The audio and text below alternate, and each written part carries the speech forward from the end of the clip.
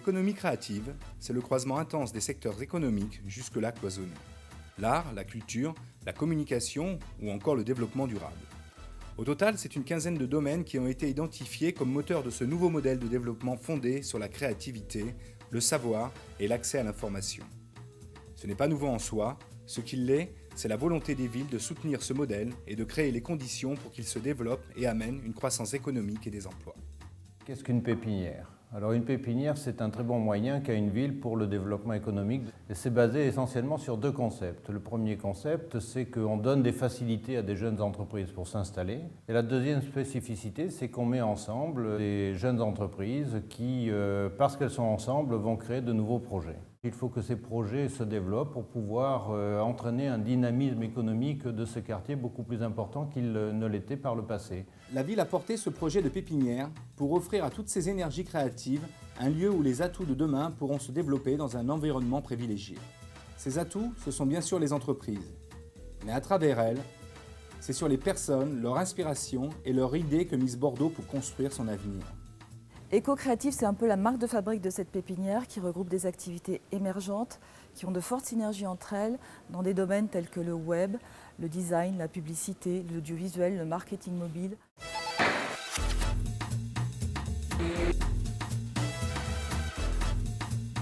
Nous sommes un peu une ruche de compétences dans lesquelles viennent piocher nos clients. Alors finalement, c'est quoi ces compétences? C'est du conseil en communication, global, digital, à 360. Nous faisons du contenu également, nous remplissons des sites et nous parlons dans les communautés. Nous nous adressons à tous, au grand public, aux blogueurs, aux influenceurs. Qu'est-ce qu'ils viennent chercher chez Triple C? Je dirais qu'ils viennent chercher des compétences médias, c'est-à-dire la souplesse, la réactivité, la compétitivité et une sorte de boîte à idées créative. Ils ont des besoins, on essaye de trouver avec eux des solutions. DigiOne est une équipe de spécialistes des nouvelles technologies. DigiOne réalise des études personnalisées et vous apporte des solutions sur mesure. Nous réalisons tous les supports que vous retrouvez sur les téléphones portables, comme les applications mobiles, les sites mobiles, les campagnes d'affichage, les campagnes SMS, les campagnes MMS.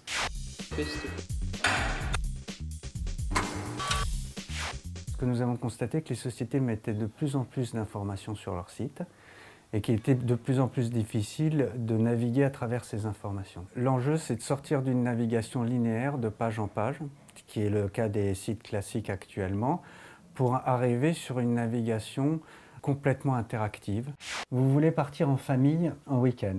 Si vous allez sur un site classique de réservation d'hôtel, vous allez tomber sur ce type d'interface assez compliquée. Avec Atelier de Net, nous travaillons sur des solutions qui vont vous proposer ce type d'interface. Ici, vous pouvez choisir directement les critères en fonction de votre voyage. En fonction des critères que vous venez de sélectionner, vont s'afficher sur la carte uniquement les hôtels qui répondent à ce type de critères.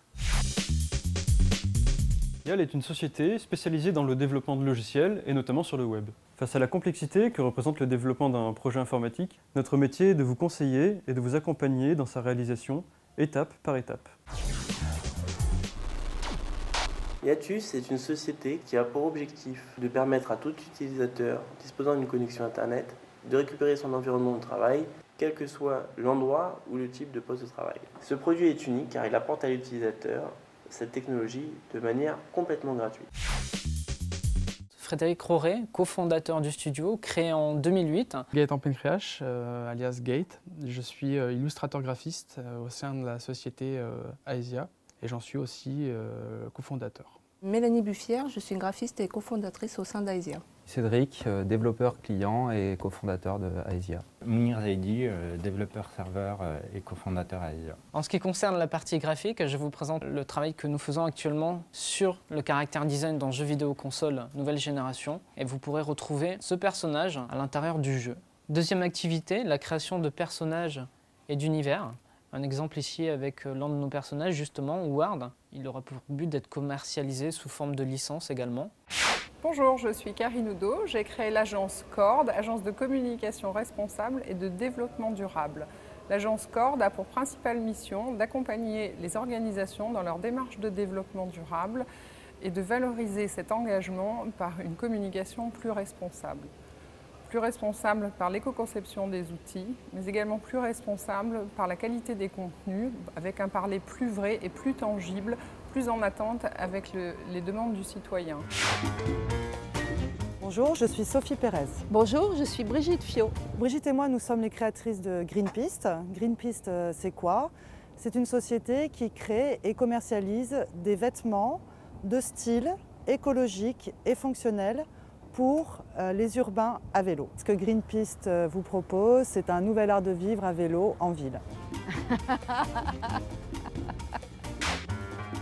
Un événement, c'est partager, c'est transmettre une émotion, une passion.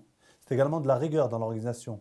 Synchronise, agence d'événementiel, créative et généreuse, vous apportera son expérience et fera de votre événement un succès.